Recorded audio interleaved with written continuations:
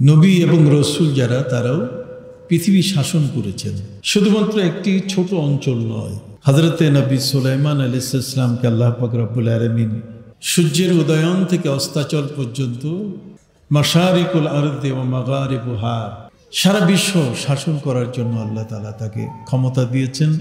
যুলকারনাইন, যার নাম পবিত্র কোরআনে এসেছে, ওয়া ইয়াসআলুনাকা আন যিল কারনাইন, তিনিও বিশ্ব শাসক ছিলেন। দুজন কাফের তারাও পৃথিবী শাসন করেছে, তার মধ্যে একজন হলো নমরুদ, আরেকজন হলো বখতে নাসর। পৃথিবীর মধ্যে নবী এবং রসুল যারা, তারা হলেন আল্লাহর ওহী প্রাপ্ত, ঐশীবাণী প্রাপ্ত, আল্লাহর হুকুম আহকাম, তার নির্দেশ পালন করার জন্য তাদের ক্ষমতার চেয়ারটিকে তারা ব্যবহার করেছেন আল্লাহর হুকুমটাকে বাস্তবায়ন করার জন্য। আর নমরুদ আর বখতে নাসর তারা কিন্তু শয়তানের যত কুমন্ত্রণা, তাগুতি যত নির্দেশনা, এগুলোকে বাস্তবায়ন করেছে। তার মানে মূর্তি পূজা, তার মানে মাছের পূজা, গাছের পূজা, পাথরের পূজা, পৃথিবীর মধ্যে এগুলো তারা প্রতিষ্ঠিত করার চেষ্টা করেছে। কিন্তু সম্মানিত সুধী, আপনারা সকলেই জানেন, জগতের মধ্যে প্রথম ব্যক্তি যিনি, বাবা আদম আলাইহিস সালাম, তিনি ছিলেন একজন নবী। কি ছিলেন? নবী এবং রসুল যারা, তাদের সাথে সম্পর্ক কার সাথে? আল্লাহর সাথে।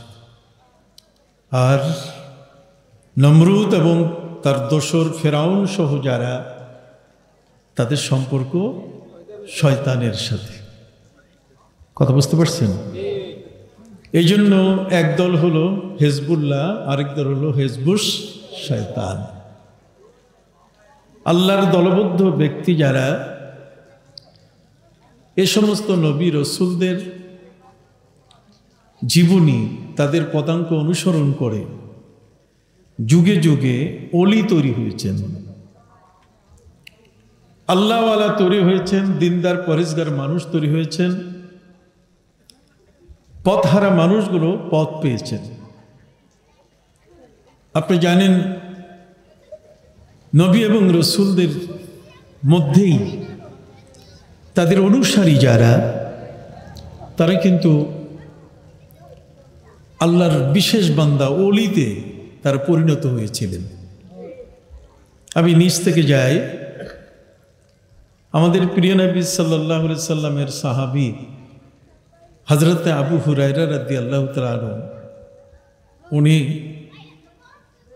অনেক পরে, প্রায় ৮ম হিজরি সনে তিনি ইসলাম গ্রহণ করেছেন, একেবারে শেষ পর্যায়ে। সে আবু হুরায়রা রাদিয়াল্লাহু তাআলা আনহুর বর্ণিত হাদিস সংখ্যা সবার চেয়ে বেশি। তিনি নবী করিম সাল্লাল্লাহু আলাইহি সাল্লামের হাদিসগুলো বর্ণনা করেছেন। পাশাপাশি তিনি ছিলেন একজন সুফি। এই সুফি হওয়া সত্ত্বেও তিনি বাহরাইনের গভর্নর ছিলেন। বাহরাইনের কি ছিলেন? তাহলে সুফি সাধক হয়েও রাষ্ট্রের গুরু দায়িত্ব তিনি পালন করেছেন। তার দায়িত্ব পালন করার ভেতরে আমাদের এবং সাহাবায়ে কেরাম, বিশেষ করে হযরত আবু হুরায়রা রাদিয়াল্লাহু তাআলা আনহু, এই শাসন কার্য, গভর্নরের দায়িত্ব পালন করার বেশ পার্থক্য রয়েছে। আমরা যদি আমাদেরকে দেখি, তাহলে আমরা সারাদিন কাজ করে ক্লান্ত হয়ে যাই এবং সারাদিন সারা রাত আমার মর্যাদা, আমি কে, আমার পরিচয় কি, আমি অমুক, আমি তমুক, নিজের বড়াই, নিজের গর্ব, দর্প, অহংকার, এটা নিয়ে আমরা চলি। কিন্তু হযরতে আবু হুরায়রা রাদিয়াল্লাহু তাআলা, তিনি সুফি থেকে শাসক, যে কারণে তিনি সারাদিন দেশ পরিচালনা করতেন।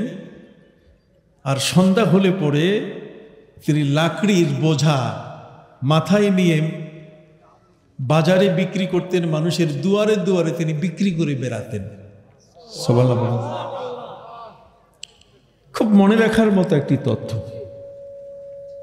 সম্মানিত সুধী, হযরত আবু হুরায়রা রাদিয়াল্লাহু তাআলাকে প্রশ্ন করা হয়েছিল যে আপনি দেশের শাসক, এটি কি মানায় যে মাথার মধ্যে লাকড়ির বোঝা নিয়ে আপনি মানুষের দুয়ারে দুয়ারে লাকড়ি বিক্রি করেন?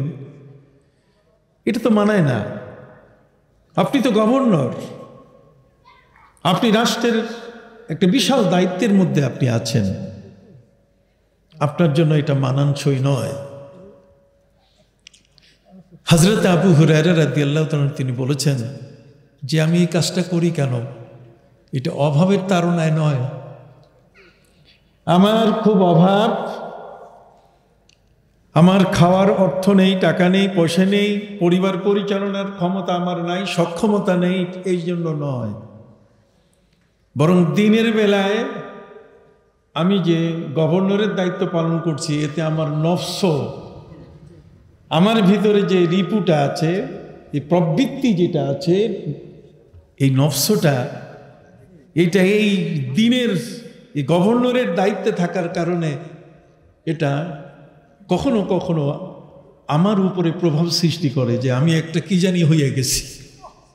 কথা বলে, আমি যেন কি জানি একটা হয়ে গেছি। এই কি জানি একটা হয়ে গেছি, এইটাকে টুটি চিপে জীবন্ত কবর দেওয়ার জন্য, যাতে এই নফসটা এটা আমাকে যেন ক্ষতিগ্রস্ত করতে না পারে, এ কারণে আমি লাকড়ির বোঝা মাথায় নিয়ে মানুষের দুয়ারে দুয়ারে বিক্রি করি, যাতে আমার নফসটাকে বোঝাই যে তুমি গভর্নরের চেয়ারে ছিলে, এখন কিন্তু তুমি মানুষের দুয়ারে লাকড়ির বোঝা নিয়ে। আমার নফসটাকে শাস্তি দেওয়ার জন্য, আমার নফসটাকে এটাকে আমি শাস্তি দেওয়ার জন্য মূলত মাথায় লাকড়ি নিয়ে বাজারে অথবা মানুষের দুয়ারে দুয়ারে ঘুরে বেড়াই এবং বিক্রি করি। সুবহানাল্লাহ বলো।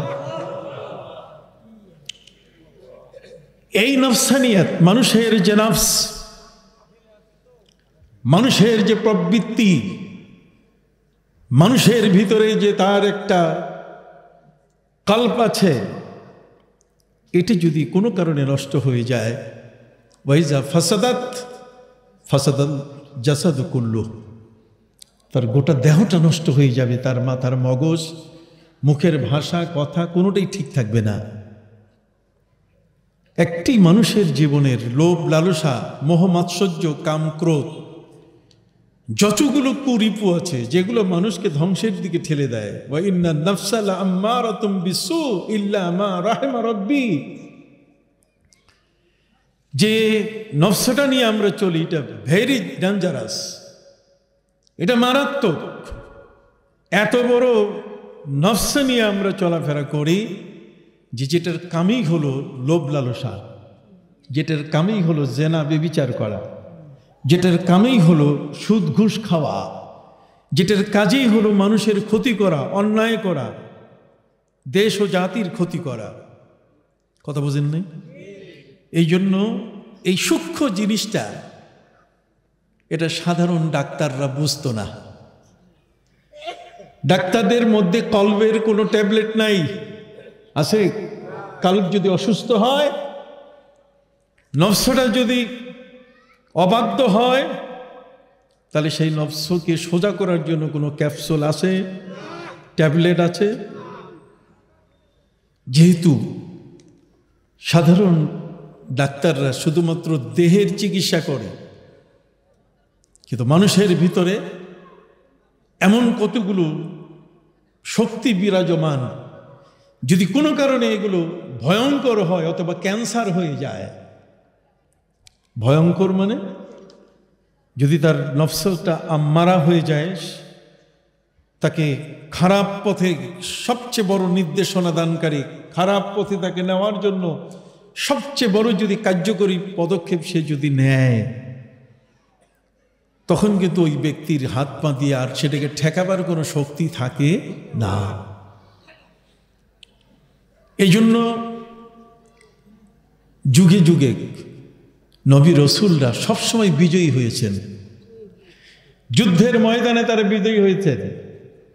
সমাজ জাতিকে পরিবর্তন করার ক্ষেত্রে এ সমস্ত নবী রসুল এবং তাদের অনুসারীরা কখনো ব্যর্থ হন নাই। যদিও ব্যর্থ হওয়ার দাবি কখনো সৃষ্টি হয়েছে, কিন্তু কালেমার দাওয়াত তাদেরকে দিতে কখনো পিছপা হন নাই। সম্মানিত সুধী ভাইরা আমার, আপনি জানেন আমাদের এই জীবনটাকে সুন্দর করার জন্য আল্লাহ পাক রব্বুল আলামিন আমাদেরকে দিয়েছেন দুটো জিনিস। একটি হলো আল কোরআন, একটি হলো তার প্রিয় নবীর হাদিস। তারাকতু ফিকুম আমরাইন কিতাবাল্লাহি ওয়া সুন্নতি ওয়া সুন্নত রাসূলি। দুটো জিনিস, একটা কোরআন এবং কি হাদিস। এই কোরআন হাদিসের বাইরেই যারা চলে গেছে, যারা সবখানে ব্যর্থ হয়ে গেছে। সম্রাট আকবর, তার পূর্বপুরুষ বাবর বলেন, হুমায়ুন বলেন, তার পূর্বপুরুষ যারা ছিলেন তারা কিন্তু প্রত্যেকের ওলি ছিলেন, প্রত্যেকেই আল্লাহওয়ালা ছিলেন। কথা বুঝতে পারছেন? আকবর তার 20 বছর বয়স পর্যন্ত মোরাকাবা করতেন, তার ইসলামের সবকের উপরে ছিলেন। কিন্তু যখন তিনি লোভী হয়ে গেলেন, যখন তিনি নিজের আওতার বাইরে যাওয়া শুরু করলেন, তখন দ্বীনে এলাহি তৈরি করে এমন একটা ভেজাল তৈরি করলেন, যেই ভেজালটাকে সামাল দেওয়ার জন্য, যেই ভেজালটাকে একজন রাষ্ট্রপ্রধান নষ্ট হয়ে যাওয়া মানে গোটা দেশ নষ্ট হয়ে যাওয়া। কথা বলেন? একজন রাষ্ট্রপ্রধান যদি দুষ্ট দুরাচার হয়, তাহলে গোটা দেশ দুষ্ট দুরাচার হয়ে যায়। তার অর্থ কিছু মানুষ সুবিধাভোগী, তারা সেই অন্যায়গুলো করার সুযোগ পায়। অতএব আকবরের দিনে এলাহিতে ব্যাপক পরিমাণে মানুষের ঈমান আমলের ক্ষতি হওয়া শুরু করলো, মানুষের আমল আখলাক চরিত্রের মধ্যে ক্ষতি আসা শুরু করলো। ঠিক ওই সময়ে এই রাষ্ট্রপ্রধানকে সোজা করার জন্য মুজাদ্দেদে আল ফিসানি সরহিন্দি রহমতুল্লাহ আলাইহির মতো একজন মুজাদ্দেদ, একজন আল্লাহর ওলি প্রতিবাদী হয়ে গেলেন। সুবহানাল্লাহ বলেন। অন্যায়ের প্রতিবাদ শুধু একজন ব্যক্তি তার ঘরে বসে করবে তা নয়, অন্যায়ের প্রতিবাদ একজন ইমাম শুধু মিম্বারে বসে করবে তা নয়, অন্যায়ের প্রতিবাদ শুধু একজন বক্তা তার মঞ্চের চেয়ারে বসে করবে তা নয়, বরং যারা মোরাকাবায়, যারা মুশাহাদায়, যারা বিশেষ তসবিহ তাহলিলে পড়ে আছেন, তাদেরকেও সেই প্রতিবাদের সাথে সুর মিলাতে হবে। কি বলি, ঠিক কিনা? যে কারণে হযরতে মুজাদ্দিদে আল ফিসানি সরহিন্দি রহমতুল্লাহ আলাইহি তিনি তার জীবনে এই সম্রাট আকবরের বিরোধিতা করার কারণে আমাদের ধর্মটা বেঁচে গেছে। রাষ্ট্রযন্ত্র যদি দুষ্ট হয়, পবিত্র কোরআনে আল্লাহ বলেছেন, ইন্নাল মুলুকা ইদা দাখালু কারিয়াতান আফসাদুহা ওয়া জাআলু আইজ্জাতা আহলিহা আযিল্লা। কোন রাষ্ট্রপ্রধান যখন ক্ষমতায় আসে আর যদি সে স্বৈরাচারী হয়, দুষ্ট হয়, তখন সে সমাজের মধ্যে ফাসাদ তৈরি করে, ফিতনা তৈরি করে, মানুষগুলোর উপরে জুলুম তৈরি করে, এবং সেই সমাজের মধ্যে সম্মানিত ব্যক্তি যারা তাদেরকে অপমান করে। সম্মানের যে মানুষগুলো, সেই মানুষগুলোকে কি করে? অপমান করে, অপমানিত করে। সম্মানিত সাথী বন্ধুরা আমার, এই জন্য যুগে যুগে আল্লাহ পাক রব্বুল আলামিন মুজাদ্দিদ পাঠিয়েছেন। এই মাদারীপুরের জমিনেও কিন্তু একজন মুজাদ্দিদ এসেছিলেন। এই মাদারীপুরে যিনি এসেছিলেন, যার নামে মাদারীপুর, তিনি হলেন হযরতে শাহ মাদার রহমতুল্লাহ আলাইহি। শাহ মাদার রহমতুল্লাহ আলাইহি, তার সম্পর্কে ইতিহাস বলছে যে তিনি প্রায় 450 বছর বেঁচে ছিলেন এই জমিনে। ভূখণ্ডগুলোতে আল্লাহ পাক রব্বুল আলামিন এই সমস্ত ওলিয়া উলিয়াদেরকে পাঠিয়ে দিয়ে শুধু তাদেরকে এমন একটি সবকের মধ্যে, এমন একটি তালিম তরবিয়তের মধ্যে তাদেরকে রেখে দিয়েছেন, যে কারণে এই মানুষগুলো আল্লাহর বিধান পালন করতে সামান্যতম লজ্জা পায় নাই। যার বদৌলতে আজকে আমাদের মাথায় টুপি, কথা বলেন, এত টুপি বাংলাদেশের মাটিতে যতগুলো মানুষ মাথায় টুপি দেয়, সারা পৃথিবীর সমস্ত মুসলমানের মাথার টুপি একসাথে করলে এতগুলো হবে না। আমার দেখা মতে, আমার জানা মতে বাংলাদেশে যত মা বোন বোরকা পরেন, পৃথিবীর কোনো দেশে এত মহিলা বোরকা পরে না।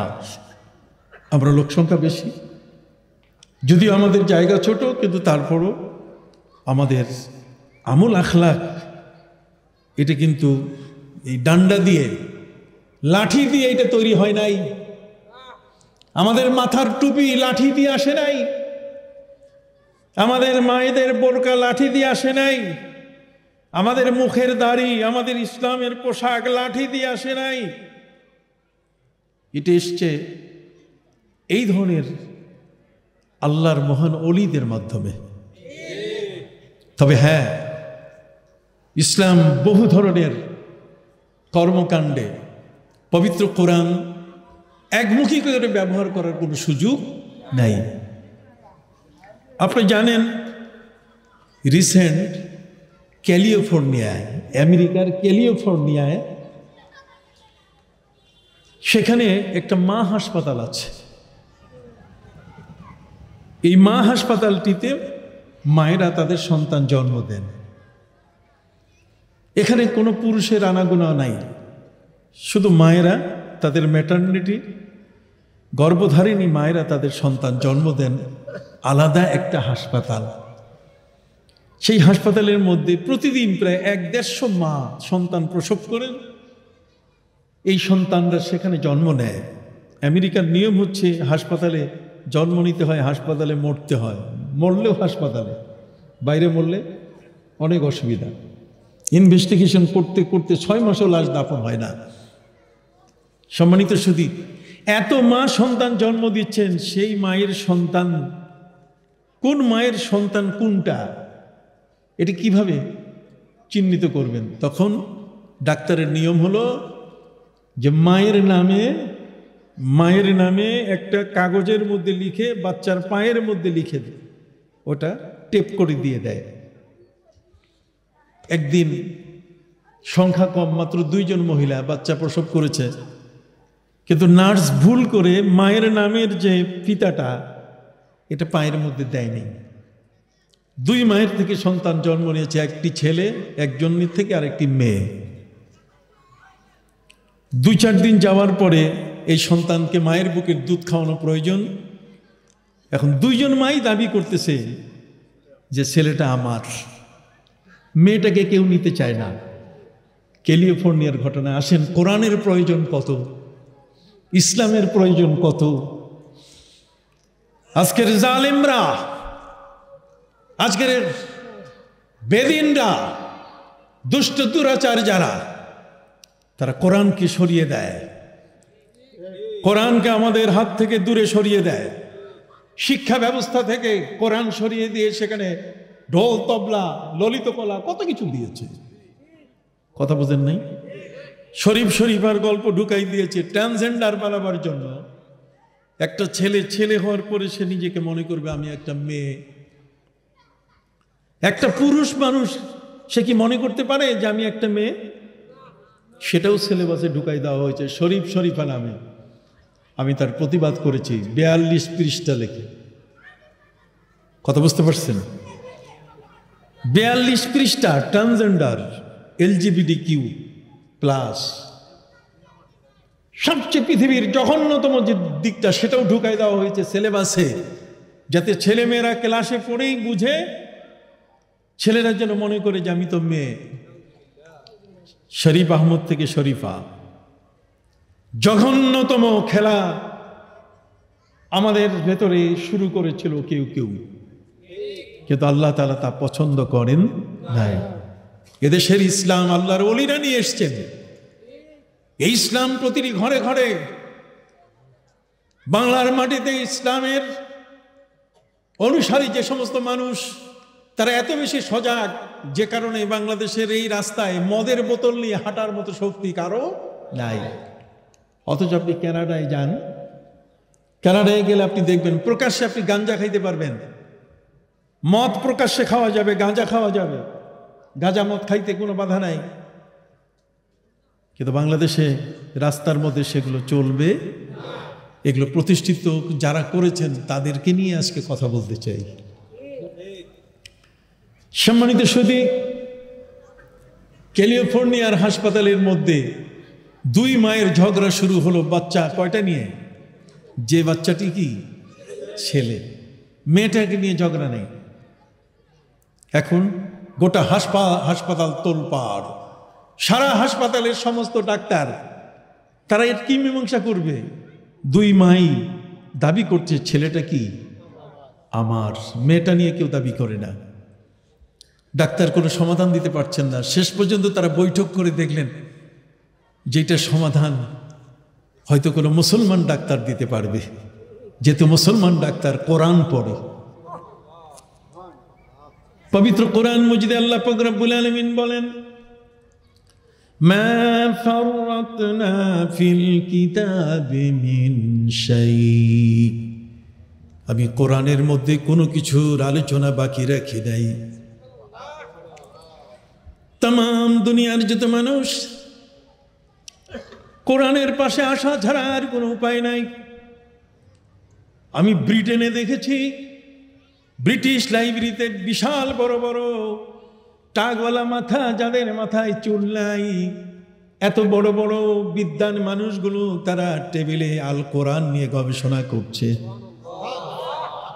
আল কোরআন, আল্লাহর ওলিরা কি কোরআনের বাইরে ছিলেন?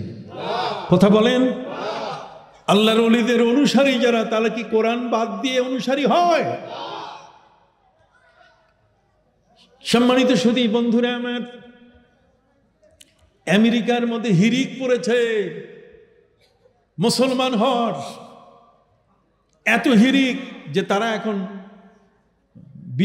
বিতার্কিক অনুষ্ঠান, ডিবেট অনুষ্ঠান করতেছে। একজন হিন্দু, একজন খ্রিস্টান, একজন ইহুদি আর একজন মুসলমান, কে কার ধর্মটা সুন্দর করে বুঝাতে পারে।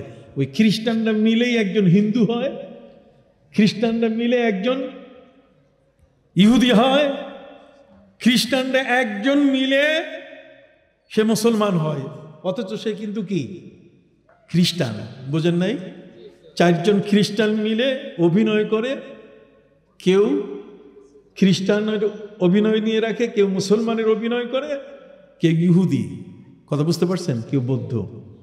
শেষ পর্যন্ত এই ছাত্রদের মধ্যে একজন যে মুসলমানের ভূমিকা নিয়েছে, খ্রিস্টান, সে তার পক্ষে এত বেশি পরিমাণে দলিল প্রমাণ দিয়েছে যে দলিল প্রমাণের কারণে বাকি 3 জন ইহুদি বলেন, খ্রিস্টান বলেন, বৌদ্ধ বলেন, 3 জনই ফেল।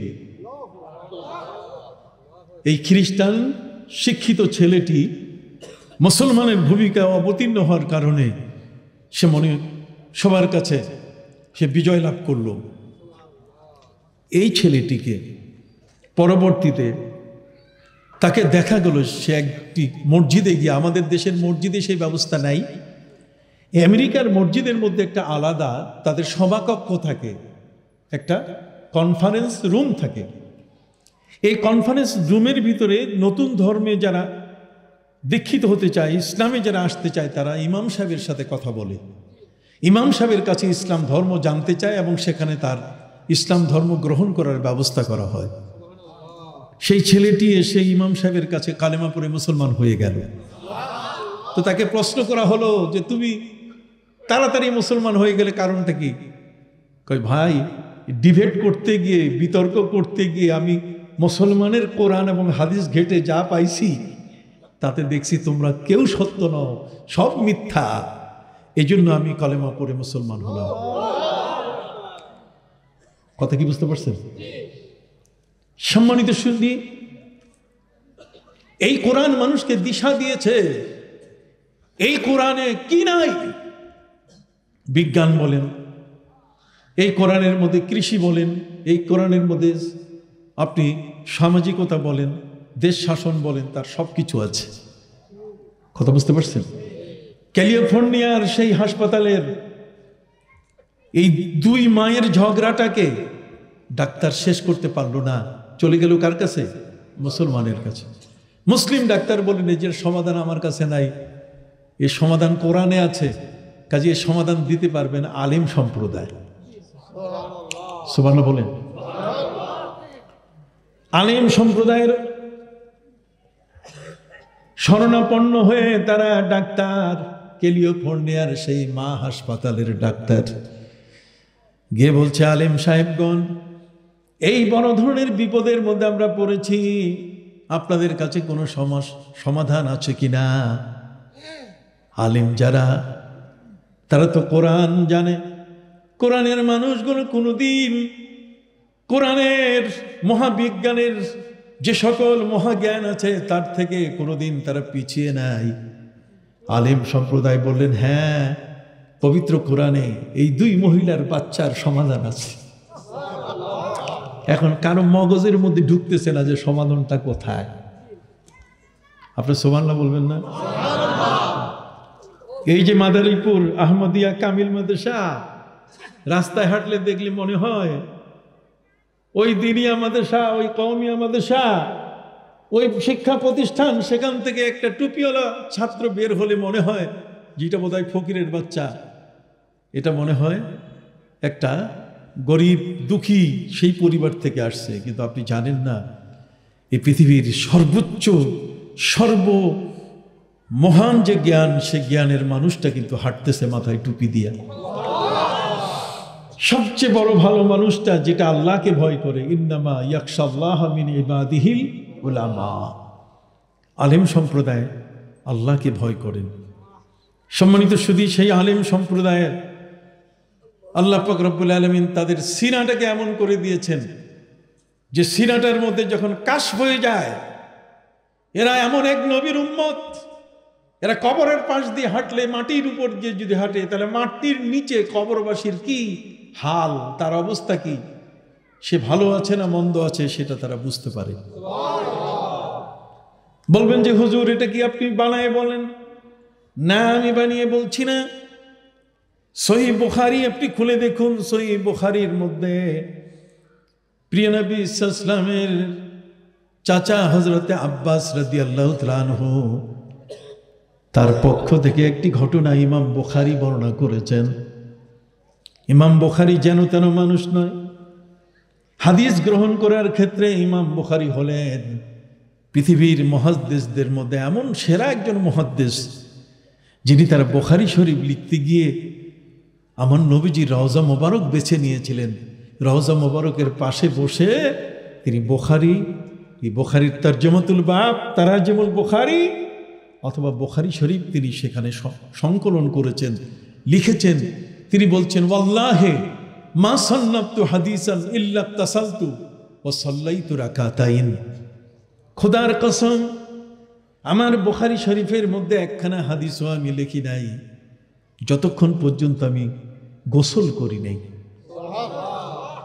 ৭৩৭৫ খানা হাদিস, ৬ লক্ষ হাদিসের মধ্য থেকে ৭৩৭৫ খানা হাদিস তিনি বুখারী শরীফে লিখেছেন। প্রত্যেকটা হাদিস লেখার আগে তিনি কি করছেন? গোসল করছেন। কোনো কেতাবে কিন্তু এটা নাই যে হাদিস লেখার আগে গোসল করতে হবে। ইমাম বুখারী তা করেছেন। ইমাম বুখারী রাহমাতুল্লাহি আলাইহি তিনি বলেন, ওয়াল্লাহি মা সান্নাতু হাদিসান নাকরা, আমি একটা হাদিস, কোন একটি হাদিসও আমি আমার বুখারী শরীফে লিখি নাই। ইল্লা তাসালতু, আমি গোসল করেছি। ওয়া সাল্লাইতু রাকাতাইন, আমি 2 রাকাত কি পড়ছি? নামাজ পড়ছি। অন্য বর্ণনায় এসেছে যে আমি ইস্তেখারা করেছি, এরপরে চক্ষু বন্ধ করছি, নবীর রওজায় নবীজিকে জিজ্ঞেস করছি, নবীজি এই হাদিসখানা আমি লিখবো কিনা। নবীজি অনুমতি দিলে তারপরে সে হাদিসখানা লিখছে। এই জন্য বুখারী শরীফের মর্যাদা হলো এই যে কোনো যানবাহনে, কোনো স্টিমারে, কোনো লঞ্চে এই বুখারী শরীফখানা যদি থাকে, তাহলে হাজার প্লাবন হলেও এই বুখারী শরীফ, এই গ্রন্থখানা থাকার কারণে সেটা কোনোদিন পানিতে ডুববে না,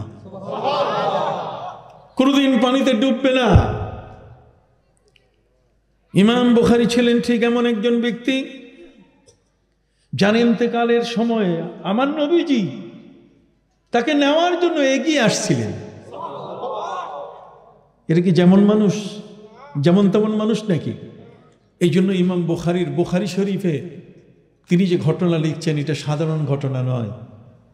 নবীজির আরেক চাচা, নবীজির দুই চাচা কাফের, দুই চাচা মুসলমান। নবীজির দুই চাচা মুসলমান, হযরতে আব্বাস, হযরতে হামজা, আমির হামজা রাদিয়াল্লাহু তাআলা আনহুমা। আর দুইজন চাচা মুসলমান ছিলেন না, এরা আপন চাচা। একজন হলেন খাজা আবু তালেব, আরেকজন হলেন আবু লাহাব। কথা বলেন না? এই আবু লাহাব মারা যাওয়ার পরে তিনি স্বপ্নে দেখছেন, হযরতে আব্বাস স্বপ্নে দেখছেন যে ভাই তুমি কেমন আছো? হযরতে আব্বাসের প্রশ্নের জবাবে আবু লাহাব তিনি বলছেন, আমি বড় কঠিন অবস্থায় আছি, কবরের মধ্যে আমার শান্তি নাই, ইল্লা ফি ইয়াউমিল ইসনাইন, তবে সোমবারের দিনে একটু শাস্তিটা কম হয়। গায়রা আন্নি সুকিতু, সেই দিন আমি আমার এই আঙ্গুলের থেকে, এই শাহাদাত আঙ্গুলের থেকে এক ধরনের জান্নাতের শরবত এসে উপস্থিত হয়, আমি সেটা চুষি। আমি মুখে চুষার কারণে আমার দেহের মধ্যে শাস্তিটা কম মনে হয়, শাস্তিটা লাঘব হয়। আমার আঙ্গুলের মধ্যে জান্নাতের কি আসে? শরবত। জান্নাতের শরবত। একটা কাফের, একটা বেদিন, হোক না নবীর চাচা, কিন্তু তারপর তো নবীর ধর্ম মানে নাই, আঙ্গুলের মধ্যে তাকে তিনি জিজ্ঞাসা করলেন যে তুমি এটা, এই সুযোগটা তুমি পাইলা কেমনে? আমি পেয়েছি এই কারণে যে প্রতি সোমবার দিনে আমার জন্য আল্লাহর পক্ষ থেকে এতটুকু মেহমানদারি হয়। এ কারণে যে প্রিয় নবী মুহাম্মদ সাল্লাল্লাহু আলাইহি ওয়াসাল্লাম আমার ভাতিজা যেদিন জন্মগ্রহণ করেছিলেন, ওই জন্মের খবরটা আমার একটা বাদী ছিল সুয়াইবিয়া। এই সুয়াইবিয়া বাদীটা আমার কাছে, আমি কাবা ঘরের সামনে ছিলাম, আমার কাছে এসে যখন বলল, তখন আমি খুশিতে এই আঙ্গুল দিয়ে আমি তাকে দাসত্ব থেকে মুক্তি দিয়েছি। আমি তাকে বলছি আজ থেকে তুমি মুক্ত। এই যে আঙ্গুল দিয়ে দেখাইছি, ওই আঙ্গুল দিয়ে দেখাবার কারণে আঙ্গুলটাই আল্লাহর কাছে এত পছন্দ হয়েছে যে প্রতি সোমবার, বছরে 52 সোমবার আসে। কি বলেন? এক বছরের মধ্যে সোমবার আসে কয়টা? 52টা। তাহলে বছরের শাস্তির মধ্যে 52 দিন আমার আঙ্গুলের মধ্যে সর্বদেশে যায়।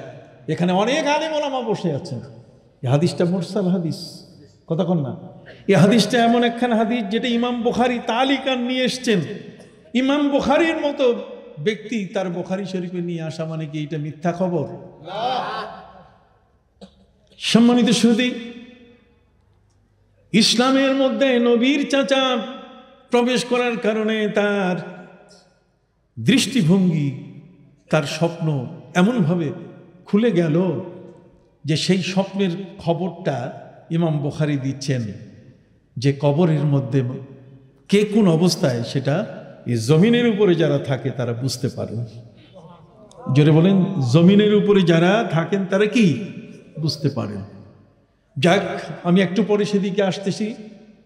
খুব সংক্ষিপ্তভাবে বলতে চাই, ক্যালিফোর্নিয়ার সেই মা, দুই মায়ের ঝগড়ার সমাধান আলেমরা কিভাবে করতেছেন। আলেমরা হচ্ছে কে আমি আপনাদেরকে বলতে চাই। আলেমরা হচ্ছে সমাজের ধারক এবং বাহক। আমার নবীজি বলছেন, আস-সামাউদ দুনিয়া আমিনাতুন লিস-সামাওয়াত। নবী করিম সাল্লাল্লাহু আলাইহি ওয়াসাল্লাম বলছেন, প্রথম আসমানটা হচ্ছে 7টি আসমানের খুঁটি। এই পুরা 7টি আসমান ভেঙে যাবে যদি প্রথম আসমান ভেঙে যায়। কথা বলেন, কিয়ামতের ময়দানে যখন আকাশ ভেঙে যাবে, প্রথম আসমানটা, তখন আর উপরের কিছু থাকবে, সব ভেঙে যাবে। আল্লাহর নবী সাল্লাল্লাহু আলাইহি সাল্লাম তিনি বলেন, আমার গোটা উম্মতের জন্য আমি খুঁটি। ঠিক অনুরূপভাবে আমার আলেম যারা, আমার উম্মতের আলেম যারা, তারা অনুরূপভাবে সেই সমকালীন সেই যুগের যে সমস্ত ব্যক্তি আছে তাদের জন্য তারা খুঁটি। এই জন্য শরীয়তের মাসালা হলো প্রতি 48 মাইলের মধ্যে একজন আলেম থাকা ফরজে কিফায়া। কত? 48 মাইল। আপনারা কি আমার কথাগুলো বুঝতেছেন? 48 মাইলের মধ্যে একটা সফরের যে দূরত্ব, 48 মাইলের মধ্যে একজন আলেম থাকা কি ফরজে কিফায়া। যদি আলেম না থাকে তাহলে 48 মাইলে যত মানুষ আছে সব গুনাহগার হয়ে যাবে। এই জন্য এই পৃথিবীর পীর মাশায়েখ ওলিয়া উলিয়া যারা প্রতি 5 মাইল 10 মাইল 3 মাইল দূরে দূরে এক একটা মাদ্রাসা কায়েম করে দিয়েছেন যাতে আলেমরা থাকে। আলেমরা হচ্ছে উম্মতের খুঁটি।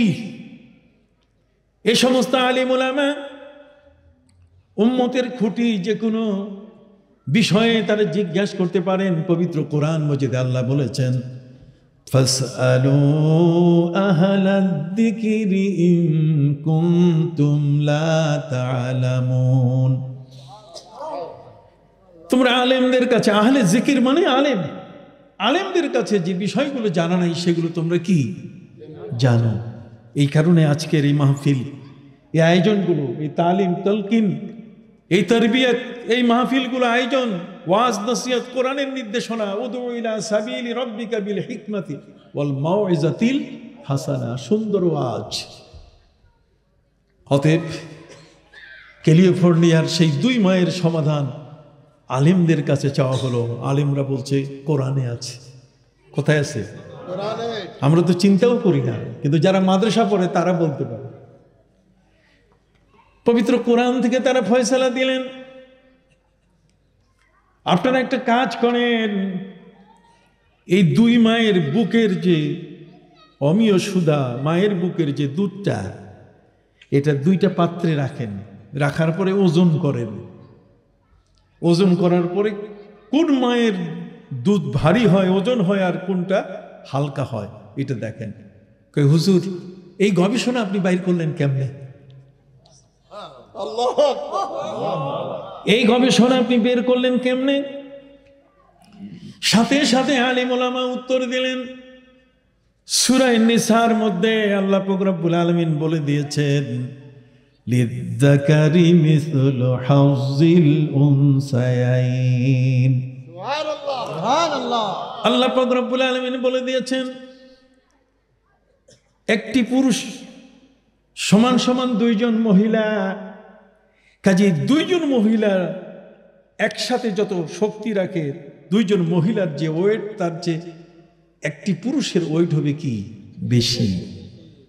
অতএব যিনি জন্ম দিয়েছেন কন্যা সন্তান, তার বুকের দুধ যদি মাপা যায় আর সেটা যদি হালকা হয়ে যায়, তাহলে মনে করতে হবে ওই মা মেয়েটির মা। আর যদি বুকের দুধটা ভারী হয় তাহলে সেটি কি ছেলের মা। একটু সুবহানাল্লাহ জোরে বলবেন না? কোরআনের প্রয়োজন কেন? আলেম ওলামার প্রয়োজন কেন? আলেম ওলামা শুধুমাত্র মিলাদ আর কিয়াম নিয়ে বসে থাকবে তা তো নয়। কথা বলেন। আলেম ওলামার দায়িত্ব হচ্ছে সারা জগৎ ব্যাপী। আল্লামা ইকবাল বলেছেন, চীন আরব হামারা, হিন্দুস্তান হামারা, চীন আরব হামারা, হিন্দুস্তান হামারা, हम मुस्लिम हैं, सारी दुनिया है हमारा। চীন, আরব, হিন্দুস্তান এটা আমাদের, আমরা মুসলমান, সারা পৃথিবী আমাদের।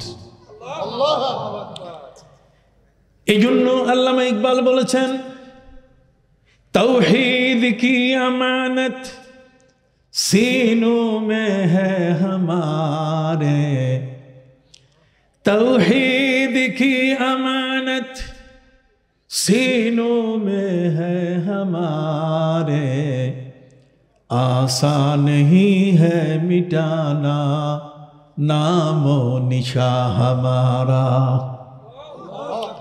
আল্লাহর একত্ববাদ যদি আপনার সিনার মধ্যে থাকে, এটাই তৈরি করার জন্য আল্লাহর ওলিরা কাজ করেন। কথা বল না, সবাই শাসন ক্ষমতায় যাবে না। কিছু লোক আছে যারা মানুষ তৈরি করে। কথা বল না, এই তৈরি করা মানুষগুলোর উপরে আপনি শাসন কায়েম করবেন, এটা আরেক চ্যাপ্টার। কিন্তু মানুষগুলোকে যে তৈরি করে দিবেন কারা, এর ফ্যাক্টরি কোথায়? এর ফ্যাক্টরি হলো আল্লাহর ওলিদের দরবার। আল্লাহর ওলিদের দরবারে এসে মানুষের হিংসা, এটা তার একটা ক্যান্সার রোগ।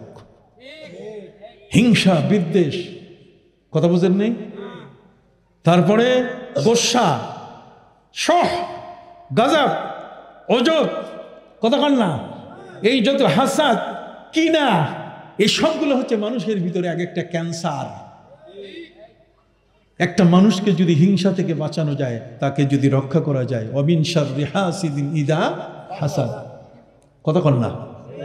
সম্মানিত সুধী, একটা মানুষকে যদি জুলুমের হাত থেকে রক্ষা করা যায়, বাঁচানো যায়, তাহলে সে মানুষটির দ্বারা আর কোনোদিন কোনো মানুষের ক্ষতি হবে না। ওই জায়গাটা কোথায়? জুলুম নির্যাতন থেকে একটা মানুষকে রক্ষা করার জন্য যেই হাসপাতালটা, সে হাসপাতালটা হলো আল্লাহর ওলিদের দরবার। এখানে আসার পরে সিনা চাক হয়, এখানে আসার পরে কলবের ময়লাগুলো দূর করা হয়, এখানে আসার পরে মানুষের মনুষ্যত্ব, মানবতা তৈরি হয়। সম্মানিত সুধী বন্ধুরা আমার, কত কথা, যা পাবো তাই খাবো, সরকার কা মাল, যা আসে তাই আপনি খাবেন, এটা হতে পারে না। সস্তা পাইলে বস্তা ভরে, আর মাগনা পাইলে আলকাতরা খায়। যদি এই নীতিই হতো, তাহলে বরফের আব্দুল কাদের জিলানী রহমতুল্লাহ আলাইহির শ্রদ্ধ পিতা হযরত মুসা জঙ্গি নদীর পাড়ের একটা আপেল ফল খাওয়ার পরে তিনি কোনোদিন আপেলের গাছের মালিককে তিনি খুঁজতেন না। সুবহানাল্লাহ বলেন। তার মালিককে খুঁজছেন কখন? যখন তার অন্তরের মধ্যে নফসে মুতমাইন্না, তার অন্তরটা যখন পবিত্রতা অর্জন করেছে, তখনই হিট করেছে যে এই খাবারটা মালিকের অনুমতি ছাড়া আমি খেলাম, এটা আমার জন্য তো কখনো ঠিক নয়, আমার আমল তো সব শেষ, বরবাদ। কথা কন না। ইমানদারের আমলের ভয় এত বেশি যেটা কোনো ক্রমে নষ্ট না হয়। এই জন্য লা তারফাউ আসওয়াতাকুম ফাওকা সাওতিন নবী, নবীর উপরে কথা বলা যাবে না, জোরে মুরব্বীদের সামনে কথা বলা যাবে না। সম্মানিত সুধী, পীরের দরবারে মুখ বন্ধ করতে হবে। এখন আপনি বলবেন যে এটা আরেকটা বানাইয়া কইলেন। হযরত নবী মুসা আলাইহিস সালাম যখন খিজির আলাইহিস সালামের কাছে এসেছিলেন, বারবার যখন তিনি তাকে আবেদন করে বলছিলেন, হুজুর আমি আপনার শাগরেদ হতে চাই, আমি আপনার ছাত্র হয়ে আপনার থেকে আমি আধ্যাত্মিক জ্ঞান নিতে চাই, ইলমে লাদুন্নি, কথা বল না, আল্লাহর থেকে যে সরাসরি জ্ঞানটা পাওয়া যায়, সেই জ্ঞানটা আমি আপনার কাছে নিতে চাই।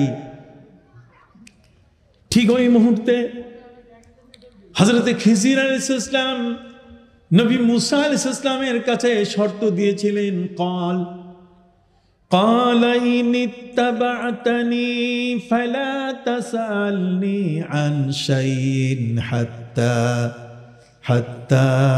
أحدث لك منه ذكرا। হযরত নবী মুসা আলাইহিস সালামকে বললেন হযরত খিজির আলাইহিস সালাম যে আমার শাগরেদ হওয়া যাবে, কিন্তু শর্ত হলো মুখটাকে বন্ধ করে রাখতে হবে, কোনো প্রশ্ন করা যাবে না। প্রশ্ন করলে মুরিদ বাতিল। মুরিদ কি? বাতিল। আল্লাহর ওলি যারা, তারা হচ্ছেন আল্লাহর নুরানি নজরে দেখেন, এই জন্য তাদের বৈশিষ্ট্য আলাদা, তাদেরকে সবখানে মিলাবার কোনো সুযোগ নাই। মানুষ তো অনেকগুলো স্তরে বিভক্ত থাকে, কি বলেন ঠিক না? হযরত আবু হুরায়রা রাদিয়াল্লাহু তাআলার মতো ব্যক্তি, তিনি এত বড় হাদিসের পণ্ডিত, কিন্তু তারপরও গভর্নর হওয়ার পরে কি করছেন? লাকড়ি মাথায় রেখে বিক্রি করছেন। আপনি কি সুবহানাল্লাহ বলবেন না?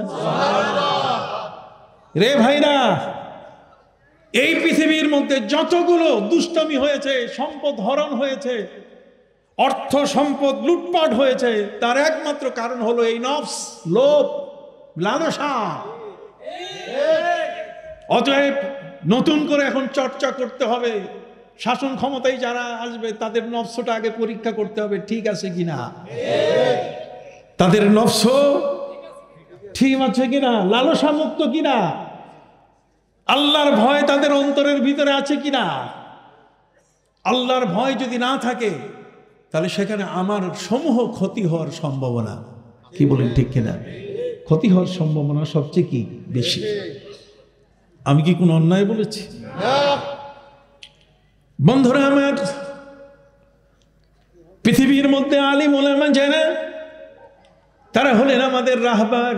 আলিম ওলামা হলেন আমাদের পথিকৃত, তাদের পথ ধরে আমাদেরকে চলতে হবে।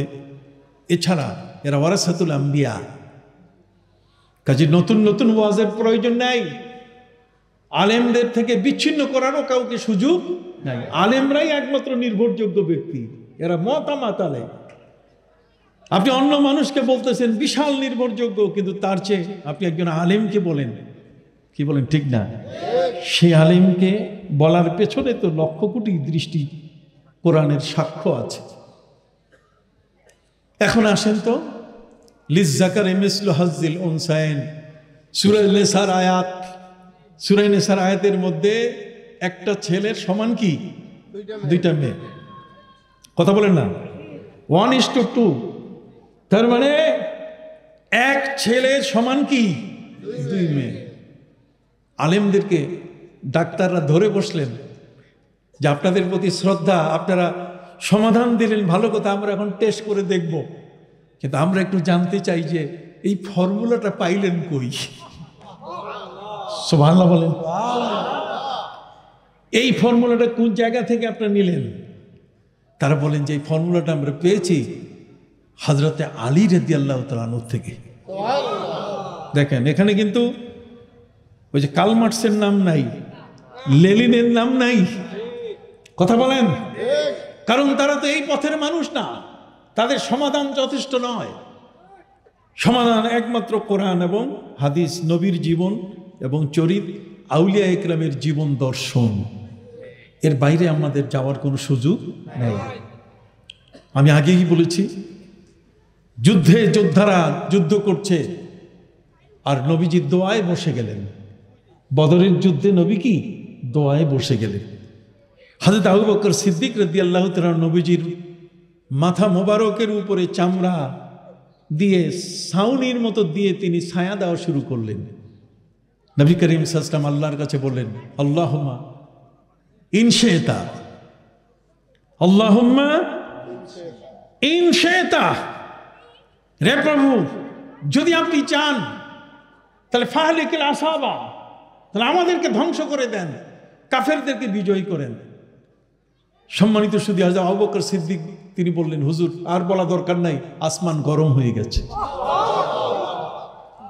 ইনশিতা লাম তুবাদ, যদি আপনি চান তাহলে আপনার ইবাদতের কারো প্রয়োজন নাই, তাহলে আমাদেরকে ধ্বংস করে দেন। তাহলে ইবাদতকারীর জন্য এই জমিন, ফাসেকদের জন্য, জালেমদের জন্য জমিন নয়। পবিত্র কোরআন মজিদে আল্লাহ বলেন, وَلَقَدْ كَتَبْنَا فِي الزَّبُورِ مِنْ بَعْدِ الذِّكْرِ أَنَّ الْأَرْضَ يَرِثُهَا عِبَادِيَ الصَّالِحُونَ। আল্লাহর সালেহ বান্দা, নেককার বান্দা এই জমিনের ওয়ারিশ। কথা বুঝেন নাই? যারা জমিনে জুলুম করে, অত্যাচার করে, তাদের জন্য এই জমিন নয়। তাদের জন্য কি জমিন নয়। জুলুমের একটা উদাহরণ দেই, কি কষ্ট হচ্ছে আপনাদের? সম্মানিত সুধী, আপনারা জানেন শিয়া সম্প্রদায়, শিয়া সম্প্রদায় হচ্ছে একটা এমন সম্প্রদায় যেই সম্প্রদায় নতুন করে একটা মযহাব বানিয়েছে। আমরা যেমন 4 মযহাব, ওরা শিয়া সহ 5টা মজাব বানাইছে, কথা বলছে এটা পঞ্চম আর একটা মজাব।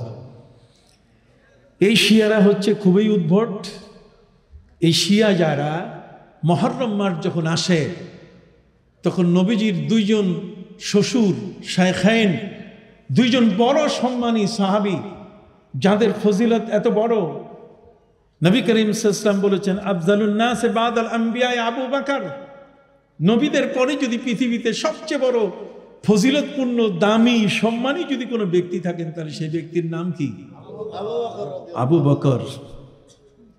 নবী করিম সাল্লাল্লাহু আলাইহি ওয়াসাল্লাম হযরতে উমর তার ফজিলত সম্বন্ধে তিনি বলেছেন যে উমরের সিনা আল্লাহ খুলে দিয়েছেন, ওয়া আশাদুহুম ফি আমরিল্লাহি উমর। 22টা বিষয়ে হযরতে উমর, কোরআনের আয়াত নবীর সিনায় নাজিল হচ্ছে, এটা ক্রস কানেকশন হয়ে গেছে হযরতে উমরের সিনায়। 10ই মুহররম যখন আসে তখন শিয়ারা হযরত আবু বকর সিদ্দিক আর হযরতে উমর 2জনের নামে 2টা বলদ, 2টা ষাঁড়, 2টা গরু কিনে, এই 2টা গরু কিনে তার উপরে লাল শালু কাপড় দিয়ে এরপরে 2টা গরুকে পিটায়, আবু বকরকে পিটাইতেছি, উমরকে পিটাইতেছি। এই হলো শিয়া। আমি খুব লম্বা আলোচনায় যাচ্ছি না। এই শিয়াদের কাজ 10ই মুহররমে তারা এই বুকের মধ্যে ছুরি মারে, হাই হাসান হাই হোসেন বলে, সীমালঙ্ঘন যা করা দরকার সবটাই তারা করে। আপনারা জানেন আমাদের নবী করিম সাল্লাল্লাহু আলাইহি সাল্লামের পবিত্র মসজিদে নববীতে একজন মুয়াজ্জিন তার জীবনের 42 বছর তিনি আজান দিয়েছেন। সুবহানাল্লাহ। 42 বছর যিনি আজান দিয়েছেন, তাফসীরে কুরতুবীর মধ্যে তাকে লামাতি বলা হয়েছে। এই লামাতি তিনি 42 বছর ধরে নবীর মসজিদে আজান দিতেন। একজন শিয়াদের চক্রান্তে পড়ে শিয়ারা চায় যে নবীজির রওজার সাথে যেন আবু বকর উমরের কবর না থাকে। আমার নবীজির রওজা মোবারকের পাশে আবু বকর সিদ্দিক এবং তার পাশে কে? হযরতে উমর। এই আবু বকর এবং উমর রাদিয়াল্লাহু তাআলা আনহুমা 2জনের কবর তারা রাখবে না। এই জন্য শিয়ারা মদিনার গভর্নরের সাথে কন্ট্যাক্ট করলো, তোমার যা টাকা পয়সা দরকার সব দিব, ভর্তি করে তোমাকে দিব, রূপা সোনা রূপা দানা সব ভর্তি করে দেব, কিন্তু আমাদেরকে একটু সুযোগ করে দাও, আমরা আবু বকর উমরের লাশ কবর থেকে বের করে আমরা আগুনে পোড়াবো। সম্মানিত সুধী, এই লামাতি তিনি ছিলেন মুয়াজ্জিন। সারা পৃথিবীর যে কোনো মসজিদের যে কোনো নিয়ম থাকতে পারে, কিন্তু নবীর মদিনার মসজিদের নিয়ম হলো এশার নামাজের পরে মুয়াজ্জিন দরজা বন্ধ করে দেয় আর তাহাজ্জুদ নামাজের সময় দরজা খুলে। এশার নামাজের পর থেকে তাহাজ্জুদ পর্যন্ত নবীর মসজিদে কাউকে ঘুমাইতে দেয় না, কেউ সেখানে ঘুমাইতে পারে না, এখনো না।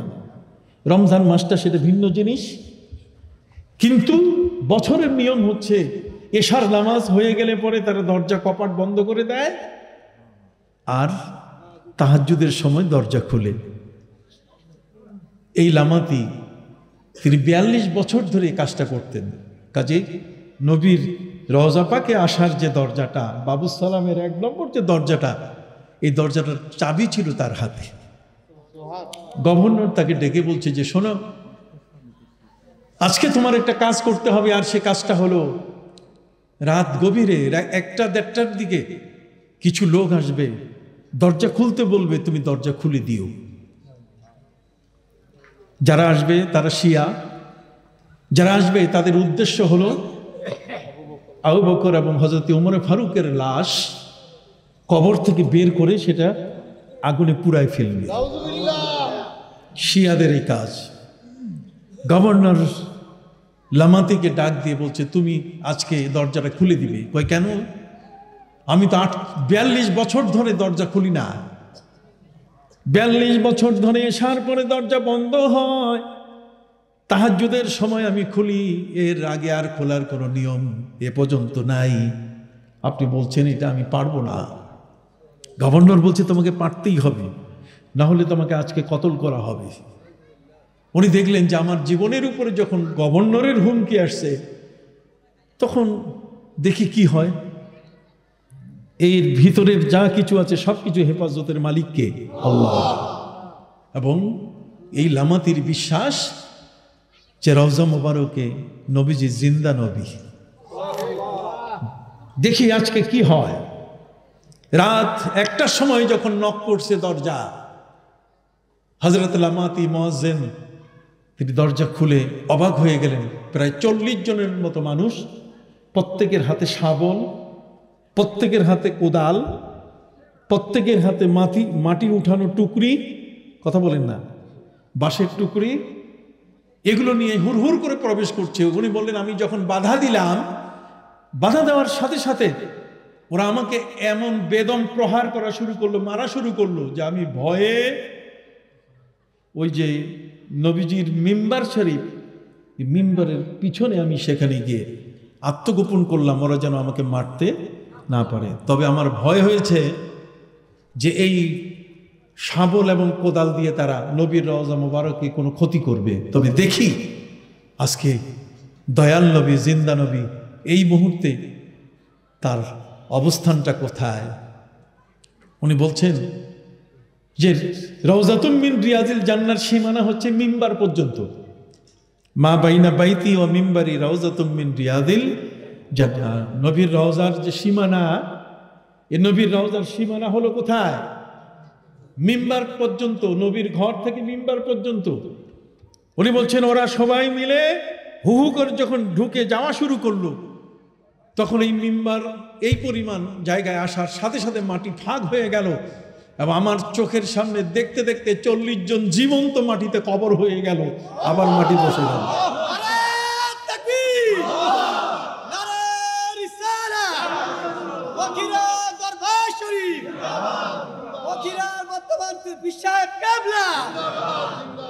সম্মানিত সুধী, এই যে অলৌকিক কতগুলো বিষয় আছে, যে অলৌকিক বিষয়গুলো যারা মানে না, তাদের সাথেই আমাদের সমস্যা।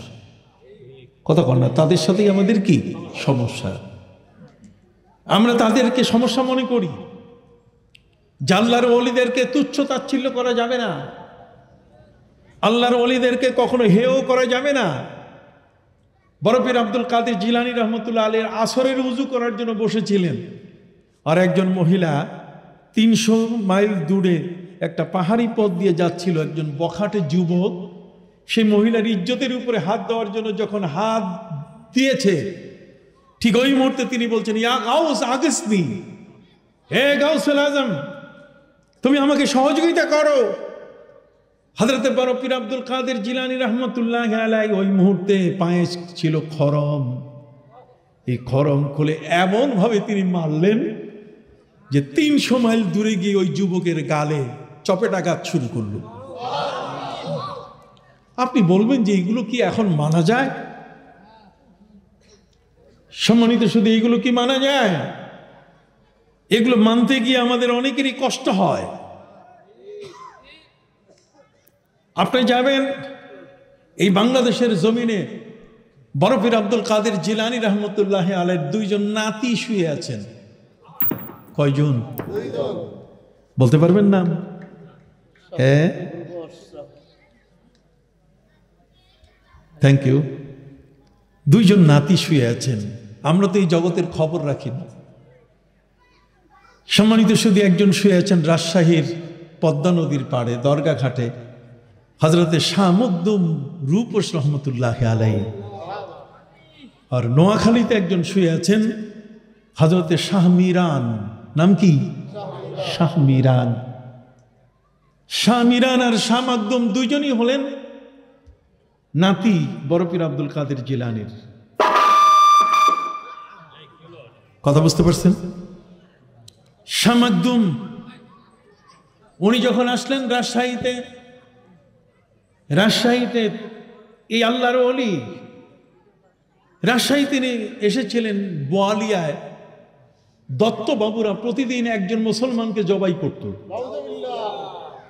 এই দত্ত বাবুদেরকে ঠেকাবার মতো ক্ষমতা কারো ছিল না। আল্লাহর ওলিরা শাসন করেছেন, মানুষ তৈরি করেছেন। আল্লাহর ওলিদেরকে আপনি বলবেন না যারা বোধহয় এগুলো কিছু বুঝে না। না না, এটা বুঝে না। কে বলছে? পৃথ্বীরাজের সাথে হযরতে খাজা মঈনুদ্দিন চিশতি আজমিরি রহমতুল্লাহ আলাইহি বলে দিয়েছিলেন, পৃথ্বীরাজ তুমি তরাইনের যুদ্ধে মোহাম্মদ ঘুরির গায়ে হাত দিয়েছ। এই দিল্লির মধ্যে আমার একজন শাগরেদ আছে কুতুবউদ্দিন কাকি বখতিয়ার। কথা বলেন, কুতুবউদ্দিন কাকি, তার মানে যখনই খাবার ওয়াক্ত হয় তখনই রুটি চলে আসে। কাকি মানে রুটি, কাকি মানে কি?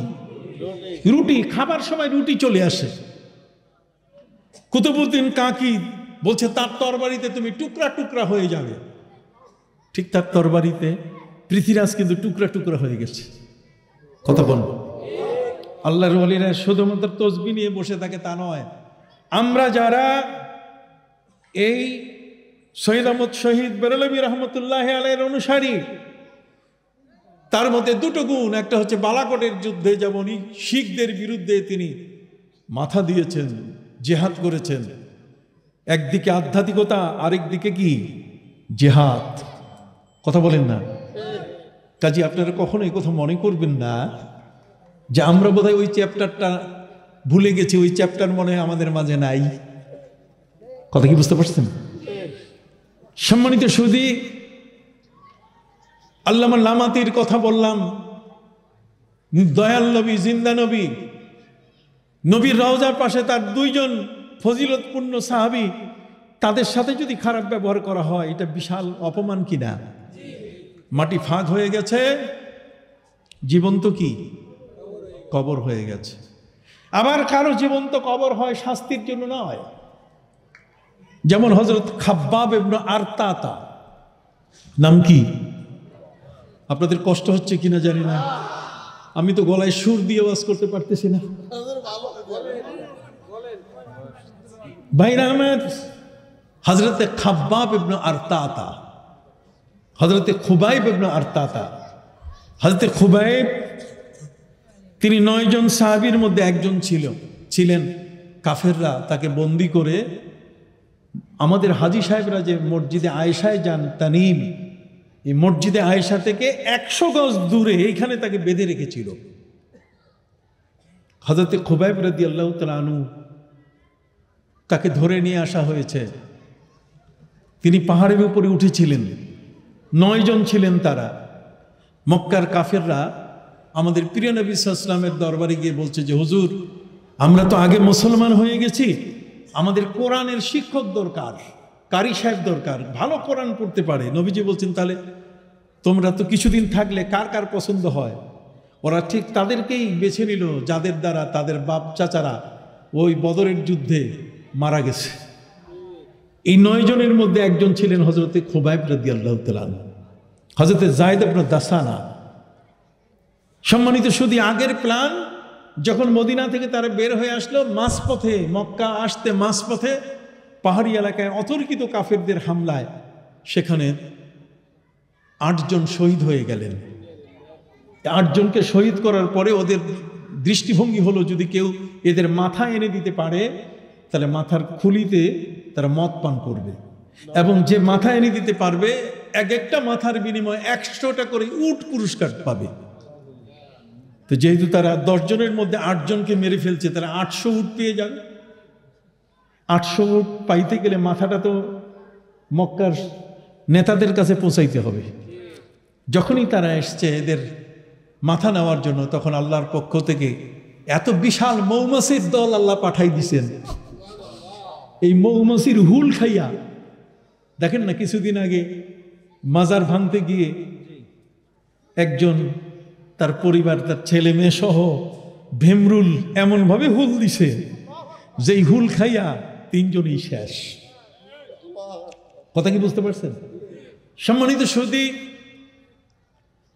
এই 10 জনের 8 জন যখন সেখানে শহীদ হয়ে গেলেন, তাদেরকে যখন মেরে ফেলা হলো, এদেরকে এখন ওরা বের করে যেভাবেই হোক নিয়ে যাবে, অপেক্ষা করতেছে। ঠিক এই মুহূর্তে আল্লাহ পাক রব্বুল আলামিন এত প্রবল বৃষ্টি দিয়ে দিলেন, ওই বৃষ্টির তোড়ে কোথায় যে 8 জনের লাশ ভেসে গেছে তারা আর খুঁজে পায় নাই। বাকি দুইজন হযরতে যায়েদ ইবনে দাসানা, হযরতে খুবাইব ইবনে আরতাতা রাদিয়াল্লাহু তাআলা আনহুমা, তারা দুইজনে পাহাড়ের উপরে উঠেছিলেন যে তোমরা গাদ্দার, তোমরা আমাদেরকে নিয়ে আসছো কোরআন শিখবার জন্য, আর এখন আমাদেরকে তোমরা মেরে ফেলতেছো। তখন তারা হযরতে খুবাইব যায়েদ ইবনে দাসানাকে বলল যে দেখো, আমাদের যে ধনুকের যে রশি আছে, যেই রশিটাতে তীর লাগাইয়া নিক্ষেপ করা হয়, এই রশিটা আমরা খুলে ফেলেছি। দেখো, শুধু রশি একদিকে আর ধনুক একদিকে, আমরা তোমাদেরকে তীর দিয়ে নিক্ষেপ করব না, তোমরা নিচে নেমে আসো। দুইজনে যখন নিচে নেমে আসে, আর কোনো উপায় নেই, তখন তাদেরকে তারা ওই ধনুকের রশি দিয়ে হাত বেঁধে ফেলে। এরপরে যায়েদ ইবনে দাসানা রাদিয়াল্লাহু তাআলাকে তারা জবাই করলো। জবাই করার পরে আবার সেই মৌমাছির বিশাল দল এসে কোথায় তাকে নিয়ে গেল কোনো খবর নাই। আর হযরতে খুবাইব রাদিয়াল্লাহু তাআলাকে নিয়ে গেছে ওই মসজিদে আয়েশা, মদিনা থেকে 7.5 কিলোমিটার, মানে মক্কা থেকে 7.5 কিলোমিটার মদিনার পথে দূরে, সেখানে এনে তাকে বেঁধে রাখে। সম্মানিত সুধী, আপনারা জানেন হযরতে খুবাইব রাদিয়াল্লাহু তাআলা আনহু, তাকে কোনো খাবার দেওয়া হয় নাই। যখনই তার কাছে যায় তখন দেখে তার হাতে জান্নাতের তাজা আঙ্গুর, জান্নাতের তাজা খেজুর তার কাছে। আপনি এটা পাবেন কোত্থেকে বলেন তো? হযরতে মরিয়ম আলাইহিস সালাম, ছোট্ট শিশু, যখন তাকে মেহরাবের মধ্যে বাইতুল মুকাদ্দাসের ছোট্ট প্রকোষ্ঠে যখন তাকে লালন করা হচ্ছিল, কোরআন বলছে কুল্লামা দাখালা আলাইহা যাকারিয়াল মিহরাব ওয়াজাদা ইনদাহা রিজকা। আধ্যাত্মিকতা আপনাকে বুঝতে হবে। আধ্যাত্মিকতা না বোঝা ছাড়া আপনি কোনোদিন যেতে পারবেন না। বিশাল বড় আপনি শাসক হতে পারেন, কিন্তু আপনার মধ্যে যদি ঈমান আমল না থাকে, তাহলে আপনি জুলুম করবেন, অন্যায় করবেন। আপনাকে জুলুম থেকে বাঁচাবার জন্য একমাত্র অস্ত্র হলো কোরআন, একমাত্র অস্ত্র হলো নবীর হাদিস, একমাত্র অস্ত্র হলো ঈমান। কথা কন না? যদি এগুলো না থাকে তাহলে কোনো মতেই আপনি আপনাকে রক্ষা করতে পারবেন না, জুলুম আপনি করেই ফেলবেন। সম্মানিত সুধী, হযরতে খুবাইব রাদিয়াল্লাহু তাআলাকে নিয়ে তারা বেঁধে ফেললো। উনি এক সময় তার পাশে একটা বাচ্চা চলে এসেছিল, বাচ্চাটার হাতে একটা খুর ছিল। খুর, খুর বোঝেন? ওই যে শেভ করে, শেভ মানে দাড়ি না, এই যে মাথার চুলের পাশ দিয়ে কাটে। সম্মানিত সুধী, এই খুর হাতে ছিল। খুর হাতে দেখে বাচ্চাটির মা চিৎকার দেওয়া শুরু করলো যে তুমি আমার বাচ্চাটাকে মেরে ফেলো না। উনি সাথে সাথে তাকে সেই খুরটা ফিকে দিয়ে বললেন, না না না, আমরা এমন নই যে শত বিপদ হলো আমরা কোনো দিনের প্রতিশোধ নিতে জানি না। সেই খুবাইব রাদিয়াল্লাহু তাআলা আনহুকে তারা মারার জন্য যখন প্রস্তুতি নিল, যখন তাকে বলল যে তুমি ঈমান ছেড়ে দাও, আমাদের পূর্ব ধর্মে ফিরে আসো, উনি বলছেন এটা কখনো হতে পারে না। তখন তাকে বলা হলো যে এখন আমরা তোমাকে জবাই করব। উনি বললেন যে জবাই করলে ঠিক আছে, তবে আমি ছোট্ট একটা কবিতা তোমাদের সাথে আবৃত্তি করব আর 2 রাকাত নামাজ পড়ব। তিনি 2 রাকাত নামাজ পড়লেন, নামাজ বিলম্ব করলেন না, যাতে ওরা বলতে না পারে যে আমি বিলম্ব করে আমার মৃত্যুটাকে ঠেকাচ্ছি। তিনি ওই মুহূর্তে তাড়াতাড়ি 2 রাকাত নামাজ পড়ার পরে এবার কবিতা আবৃত্তি করে বললেন, লাস্তু উবালি হিনা উক্তালু মুসলিমান, লাস্তু উবালি হিনা উক্তালু মুসলিমান, আলা আইয়ি জামবিন কানা লিল্লাহি মাসরাই, ওয়া যালিকা ফি যাতিল ইলাহি ইয়াশা ইউবারিকু আলা কুল্লি শিলবিন মুমাজ্জাই। সুবহানাল্লাহ বলেন। উনি বলছেন আজকে আমাকে জবাই করা হচ্ছে একটি অপরাধে, যে আমি ঈমানদার। যদি আমি ঈমানদার না হতাম তাহলে আমাকে কোনোদিন জবাই করা হতো না, ঈমানদার না হলে আমাকে ফাঁসিতে দেওয়া হতো না। আবার একটাই অপরাধ, আর সে অপরাধটা হলো কি? লাস্তু উবালি, আমার কোনো ভয় নাই, আমি বেপরোয়া। তোমরা আমাকে নিয়ে যাও ফাঁসির কাস্টে, তোমরা আমাকে নিয়ে যাও মৃত্যুর দুয়ারে, আমি সামান্যতম ভয় পাবো না। লাস্তু উবালি হিনা উক্তালু মুসলিমান, আলা আইয়ি জামবিন কানা ফিল্লাহি মাসরাই। যেই দিকে ফিরে তোমরা আমাকে পারো সেই দিকে ফিরে আমার উপরে তোমরা ছুরি চালায় দাও, আমার প্রতিটি গোশতের টুকরার মধ্যে পশমে পশমে আল্লাহ বরকত দান করবেন। সেই খোবাইব রাদিয়াল্লাহু তাআলা আনহুকে নিয়ে তারা জবাই করে ফেলল, যাতে লাশটা কোনো মতেই কোথাও কেউ নিয়ে যেতে না পারে। আর লাশ দেখে যেন দেশবাসীকে শিক্ষা দেওয়া যায়, 40 দিনের সিদ্ধান্ত নিয়ে তারা অনেক উঁচু খুঁটিতে তারা লাশটাকে ঝুলায় রাখলো, পেরেক মেরে এইভাবে ঝুলায় রাখলো। ওদিকে মদিনায় আমার নবীর কাছে খবর পৌঁছে গেল। নবীজি বললেন, কে আছো তোমরা? আমার খোবাইবের লাশ নিয়ে আসতে পারবে? মক্কার কাফেররা সিদ্ধান্ত নিয়েছিল 40 দিন এই লাশ ঝুলন্ত অবস্থায় থাকবে এবং প্রতিটি মুহূর্তে 40 জন পাহারা থাকবে, পালা বদল করবে, কিন্তু 40 জনের কম হবে না। এরা সজাগ থাকবে যাতে লাশটা কেউ নিতে না পারে। হযরতে আলী রাদিয়াল্লাহু তাআলা তিনি বললেন নবীজিকে মদিনায় বসে, হুজুর আমি আনবো তার লাশ। মদিনা মুনাওয়ারা থেকে তিনি ঘোড়া ছুটালেন। হযরতে আলী রাদিয়াল্লাহু তাআলার সব সময় সফর সঙ্গী থাকতেন তার এক সাথী হযরতে মিকদাদ। হযরতে মিকদাদকে তিনি সাথে নিলেন। মিকদাদকে সাথে নিয়ে বললেন, চলো যাই। নবীজি বললেন, যাও। উনি যখন লাশের কাছে গিয়ে পৌঁছলেন তখন অটোমেটিক 40 জনের চোখে আল্লাহ প্রদত্ত ঘুম চলে আসলো। 40 জনের দিনের বেলায় ঘুমান শুরু করলো। আপনি সুবহানাল্লাহ আসতে কোন কেন? আধ্যাত্মিকতা উত্তরানো সেই খুবাইব রাদিয়াল্লাহু তাআলার ঝুলন্ত লাশের পাশে পৌঁছার সাথে সাথে এমন হলো যে 40 জনে ঘুমায় পড়ল। উনি হযরতে মিকদাদের কাঁধের উপরে পা রেখে হযরতে খুবাইব রাদিয়াল্লাহু তাআলার রক্তমাখা লাশটা তিনি সেখান থেকে ছুটাইয়া নিজের বুকের উপরে ধরলেন। নিচে নামার পরে এরপর দুজনে ঘোড়ার পিঠের উপরে উঠলেন। যখনই তারা কিছু দূর অগ্রসর হয়েছেন ঠিক ওই মুহূর্তে এই 40 জনের ঘুম ভেঙে গেল। তারা দেখে লাশ নাই, লাশ নাই। এখন চলো তাহলে দেখি কোন দিকে পা দেখা যায়, পায়ের দাগ কোন দিকে পড়ে আছে।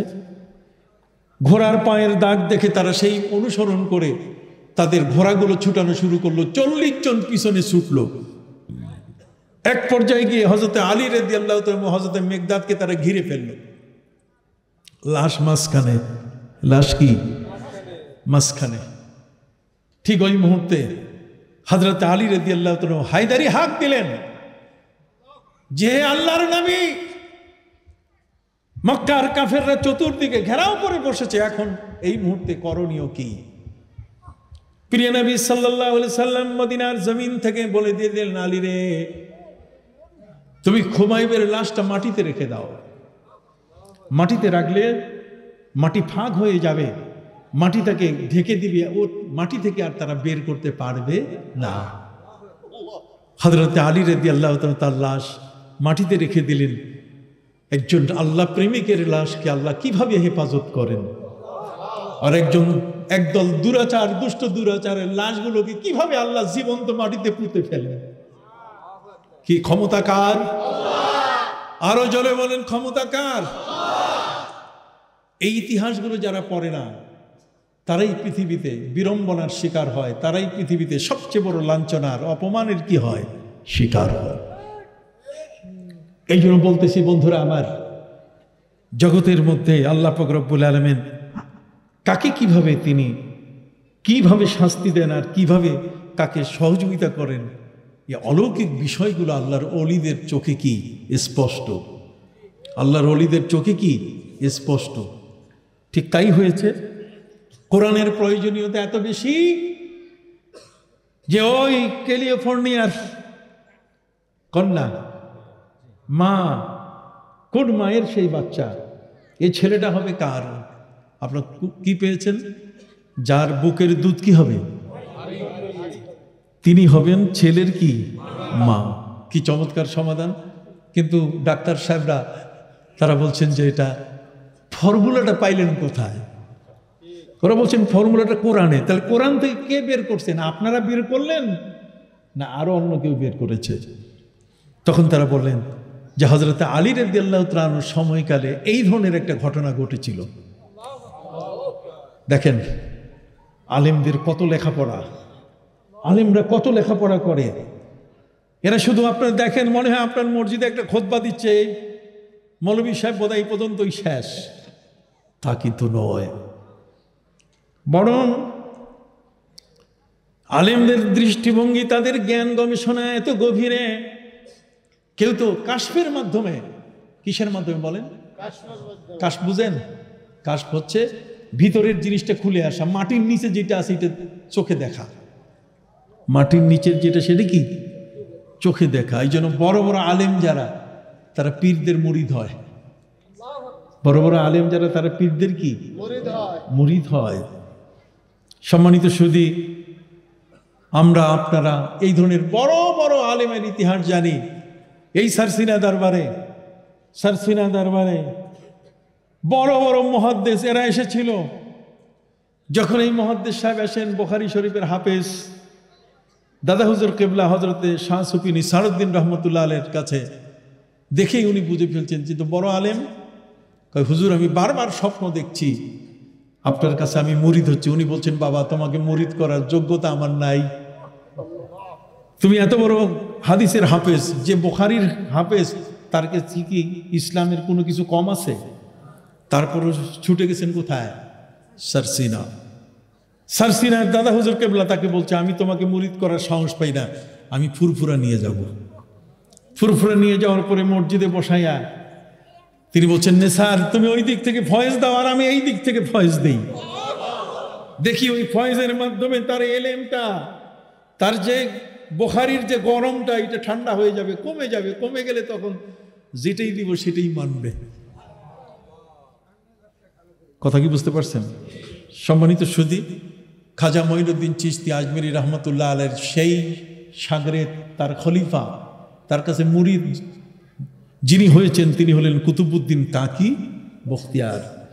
কুতুবউদ্দিন কাকি বখতিয়ার যেদিন মারা যাবেন সেদিন তার জানাজায় লক্ষ লক্ষ মানুষ। এই লক্ষ লক্ষ মানুষ জানাজার মধ্যে সবাই দাঁড়ায় গেছেন। ইমাম সাহেব রেডি, সামনে দাঁড়ানো। ইমাম সাহেব আল্লাহু আকবার বলে শুরু করবেন, কিন্তু সাথে সাথে পীর সাহেবের খাদেম বলছেন, হুজুর আপনারা যারা উপস্থিত আছেন, পীর সাহেব মারা যাওয়ার আগে 3টা লাইনের ওসিয়ত করে গেছেন, আমি একটু শুনাইতে চাই। কি শুনতে রাজি কিনা সবাই? সবাই হাত তুলে বলছে, বলুন। খাদেম পড়া শুরু করলেন। পীর সাহেব সেখানে ওসিয়ত করেছেন, আমার জানাজার নামাজ সেই মানুষটা পড়াবে যে মানুষটার জীবনে কোনোদিন তাহাজ্জুদের নামাজ কাজা হয় নাই। কত বড় কঠিন শর্ত! যে মানুষটির জীবনে তাহাজ্জুদের নামাজ কাজা হয় নাই, সেই মানুষটি আমার জানাজা পড়াবেন। দ্বিতীয় নম্বর শর্ত হলো, ওই মানুষটি আমার জানাজার নামাজ পড়াবে যে মানুষটি কখনো বিনা উজুতে থাকে নাই। এগুলো কি জানাজার নামাজের শর্ত? কি এগুলা জানাজার নামাজের শর্ত? তো এর একটাও না। তাহাজ্জুদের নামাজ পড়া থাকতে হবে, জীবনে কোনোদিন তার উজু ছাড়া থাকে নাই। আর তৃতীয় নম্বর হলো, কোনো মহিলার দিকে একবারের চেয়ে দ্বিতীয়বার তাকায় নাই। ইমাম সাহেব যিনি সামনে দাঁড়াইছেন উনি আর নাই। জানাজার নামাজ আটকে গেল, জানাজার নামাজ থমকে গেল। জানাজার নামাজ এই মুহূর্তে এসে দাঁড়ালো যে এখন কে পড়াবে, লোক খুঁজে পাওয়া মুশকিল। বারবার ডাক দেওয়া হচ্ছে, কে আছেন আপনাদের মধ্যে এমন এই 3টা গুণের অধিকারী, আসেন। কারো কোনো খবর নাই। কিছুক্ষণের মধ্যে দেখা গেল যে ওই ডাইন পাশের মাথা থেকে একজন ব্যক্তি আসতেছেন, যেই ব্যক্তি জীবনে তাহাজ্জুদের নামাজ পড়বে এটা বিশ্বাস হয় না। যে ব্যক্তিটা সবসময় উজুর উপরে থাকে এটা বিশ্বাস হয় না। যে লোকটা মহিলার দিকে, কোনো মেয়ের দিকে একবারের বেশি তাকায় নাই, এটা বিশ্বাস হয় না। সেই মানুষটা আসতেছে। সবাই সামনে এসে উনি বলছেন, আমি জানাজার নামাজ পড়াবো। উপস্থিত সবাই অস্থির, অবাক হয়ে গেলেন যে উনি তো জানাজার নামাজ পড়াইতে পারেন না। কারণ উনি যেই মানুষ, সেই মানুষটাকে সবাই চিনে এবং তিনি তাহাজ্জুদের নামাজ পড়েন, এটা বিশ্বাস করা যায় না। সেই মানুষটাকে নাম বলবো? উনি হলেন সুলতান ইলতুৎমিশ আলতামিস। সুলতান, দিল্লির সুলতান ইলতুৎমিশ। তিনি বলছেন আমি জানাজা পড়াবো। সবাই প্রশ্ন করলো যে আপনি কি তাহাজ্জুদ কখনো কাজা করেন নাই? উনি বললেন যেদিন থেকে আমি কুতুবউদ্দিন কাকি বখতিয়ারের হাতে হাত দিয়ে আমি মুরিদ হয়েছি, সেই রাত থেকে আমি আর কোনোদিন আমার তাহাজ্জুদ আজ পর্যন্ত কাজা করি নাই। রাষ্ট্রের প্রধান তাহাজ্জুদ গুজার। যেদিন থেকে আমি তার হাতে হাত দিয়ে আমি বায়াত গ্রহণ করেছি, সেই দিনের পর থেকে আমি বিনা উজুতে কখনো থাকি নাই। ওই দিনের পর থেকে আমি কোনোদিন যত মহিলা বিচারে আমার কাছে এসছে, আমি কারোর দিকে একবারের বেশি তাকাই নাই। সুলতান ইলতুৎমিশ তিনি তার জানাজার নামাজ পড়ালেন। সুবহানাল্লাহ বলেন। তাহলে ওলিদের মাধ্যমে রাষ্ট্রের প্রধান হেদায়েত হয় কিনা? এই জন্য আল্লাহর ওলিদের তাবাকা, তাদের স্তর, তাদের অবস্থান, এটা এমন একটা অবস্থান, এটাকে সাধারণ কারোর সাথে, কোনো শাসকের সাথে মিলাবার চেষ্টা করবেন না। এদের দৃষ্টিভঙ্গি, এদের কাছ থেকে দোয়া নেবেন, কি নেবেন, তবে বাধ্য করবেন না। কথা বুঝতে পারছেন? এদের কাছ থেকে কি নেবেন? দোয়া নেবেন।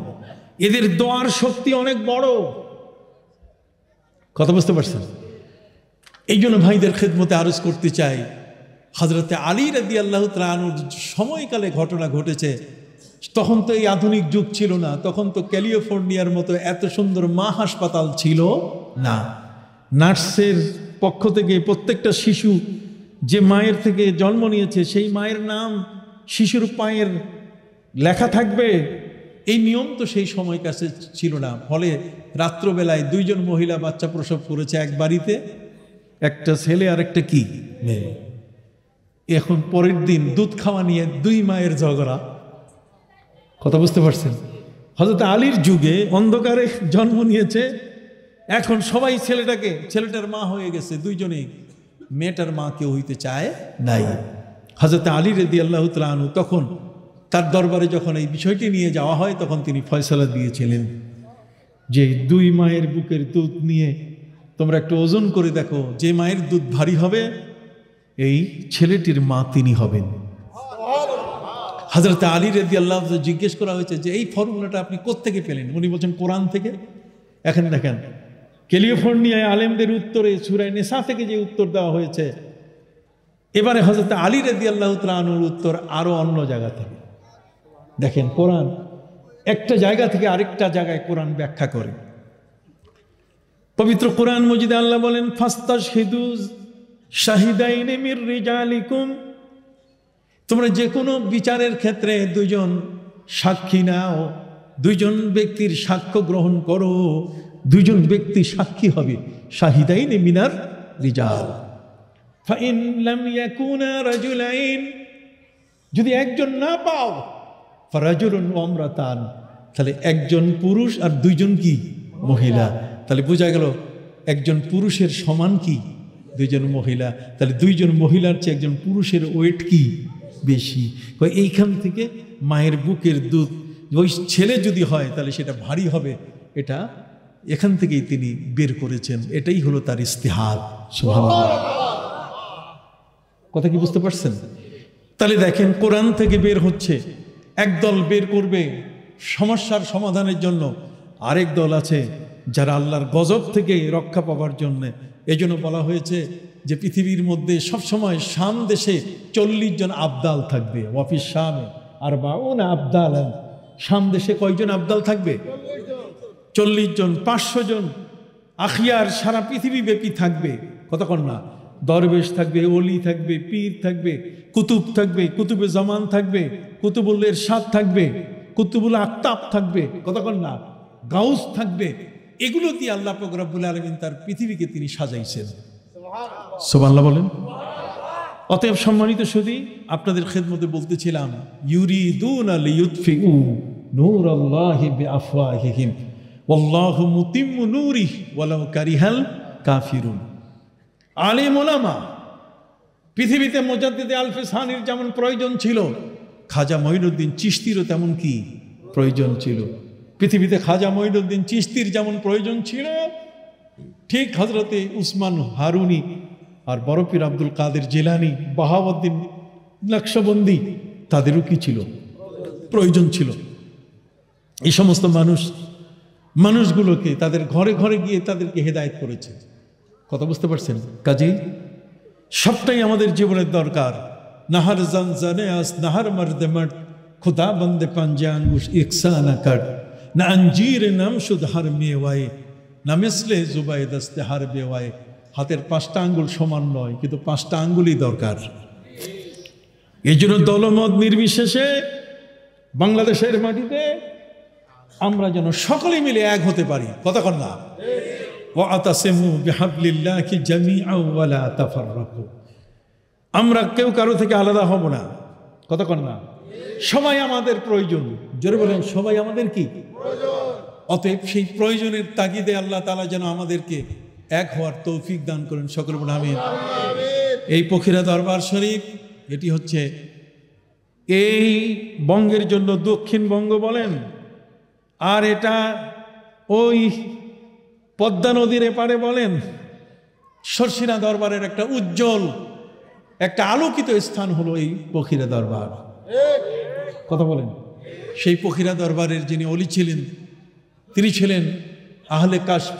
তার কাশফ কারামত এত বেশি ছিল, কথা কন না, যে তার জীবনের প্রতিটি মুহূর্তে তিনি মোরাকাবায় থাকতেন। শর্ষিনা দরবারের একজন সর্বোচ্চ মানের, সর্বোচ্চ কদরের একজন ব্যক্তি ছিলেন। অতএব তার দ্বারা, আল্লাহর ওলিদের দ্বারা যে খেদমতটুকু হয়, আপনি একটা দেশের শাসন একজন ব্যক্তি করতে পারে, হয়তো তার ভক্ত হবে কত, 5 কোটি বা 10 কোটি, কথা কন না, কিন্তু আল্লাহর ওলিদের ভক্ত হচ্ছে বিশ্বব্যাপী 1-2 কোটি না, কোটি কোটি। অতএব তাদের হেদায়েতের আলো শুধুমাত্র নিজ এলাকায় থাকে না, সারা বিশ্বে ছড়িয়ে পড়ে। এই জন্য আমি আমার আলোচনার শেষ ভাগে আপনাদের কাছে বলতে চাই, এই দরবারে আপনারা আসবেন। এ দরবার সারসিনারি একটি দরবার, কথা কন না, এই দরবার সারসিনারি একটি কি দরবার। আগামী 29, 30 এবং 1 তারিখে সারসিনা দরবারের যে মাহফিল, আপনি যাবেন। সারসিনার পীরে বর্তমান হুজুর মরহুম, যিনি আমাদের চোখের সামনে, বিশ্বাস হয় না দুনিয়া থেকে তিনি কিভাবে বিদায় নিলেন। ফাল্গুনে তিনি যে বক্তব্য দিয়েছেন, সেই বক্তব্যেই বোঝা গেছে যে তার আর বেশি দিন হয়তো তাকে পাবো না। কিন্তু আল্লাহ তাআলা তার বংশের মধ্যে এমন এক যোগ্য এবং উত্তরসূরি আল্লাহ দিয়েছেন, তার সুযোগ্য সন্তান। আমরা তার বক্তব্য শুনছি, আলহামদুলিল্লাহ, আলহামদুলিল্লাহ। আল্লাহ তার ওলিদের এই সিলসিলাকে বাকি রাখার জন্য এই ধরনের মহান ওলিদের যে ব্যবস্থা রাখেন, এটা আল্লাহর পক্ষ থেকে সবচেয়ে বড় একটি নিয়ামত। আমি আর আলোচনা বাড়াচ্ছি না, এ পর্যন্তই। আজকে আমার জন্য দোয়া করবেন। আমি অসুস্থ মানুষ, আমি আপনাদেরকে অসুস্থতা নিয়েই আমি দোয়া করেছি। আমার হার্টে কিন্তু মেশিন আছে। হার্টে কি আছে? মেশিন আছে। আমি হার্টে মেশিন নিয়ে আপনাদের সাথে কথা বলেছি। পীর সাহেব পখিরা দরবার শরীফ সর্বজন শ্রদ্ধেয় মানুষ, কি বলেন ঠিক না? এলাকার দল মত নির্বিশেষে সর্বজন কি শ্রদ্ধেয় মানুষ। আল্লাহর ওলির দরবারের, আল্লাহর ওলির রক্তে গড়া একটা মানুষ। না হলে হযরত মাওলানা সগীর রহমতুল্লাহ আলাইহি সগীর সাহেব যেই রাতে তিনি সব কিছু দিয়ে গেলেন, লিখে গেলেন, সকালে ইন্তেকাল করলেন। আল্লাহর পক্ষ থেকে একটা বড় ধরনের নিয়ামত। আল্লাহর পক্ষ থেকে সারসিনা দরবারে গেছে, সরষে পীর সাহেব প্রথমে চিনে নেই, তার কাছে হাদিয়া দিয়ে যখন একটু দূরে সরছে, তখন বলছে এই পখিরের পীর সাহেব না, এদিকে আস। এই যে সরসিনার দরবারের, সরসিনার পীর যাকে পীর বলেছেন, কথা বল না, সরসিনার দরবারের এই পীর খেতাব পাওয়া মানুষটা, আপনারা কখনো তাকে অবহেলা করবেন না, সহযোগিতা করবেন, সার্বিক সহযোগিতা করবেন। তার মাদ্রাসা, তার এই প্রতিষ্ঠান, তার এই খেদমত, এবং আপনারা বিভিন্ন জায়গায় মাহফিলের আয়োজন করে তাকে দাওয়াত করবেন, যাতে করে সব জায়গায় উনি যেন গিয়ে এই দ্বীনি হেদায়েতের কাজগুলো করেন। এই সমস্ত আল্লাহ ওলির যারা, আলা ওয়াইন্না আম্বিয়া আল্লাহে দীনুহুম ওয়াহিদ ওয়া উম্মাহাতুহুম শাত্তা। নবীজি বলছেন পৃথিবীতে যত নবী আছে সবার ধর্ম কিন্তু একটা, মা তাদের আলাদা আলাদা, কিন্তু ধর্ম কি একটা। ওলি যারা আছেন তাদের সবার নজরিয়া কি একটা, মানুষগুলোকে আল্লাহর পথে নিয়ে যাওয়া। কথা বুঝেন না? এই দরবারের খেদমত এটা সবসময় চালু আছে, চালু থাকবে, কিয়ামত পর্যন্ত চালু থাকবে। আল্লাহ যেন কবুল করেন। আমি দোয়া করি। পীর সাহেবের কাছে আমি দোয়া চাই, এখানে মজলিসে যারা বসে আছেন আলেম ওলামা তাদের কাছে দোয়া যায়, এলাকাবাসী আপনাদের কাছে দোয়া চেয়ে আজকের মতো এখানে শেষ করছি। জি না, মুনাজাত আপনি দিবেন, আমি মুনাজাত নেওয়ার জন্য আসছি।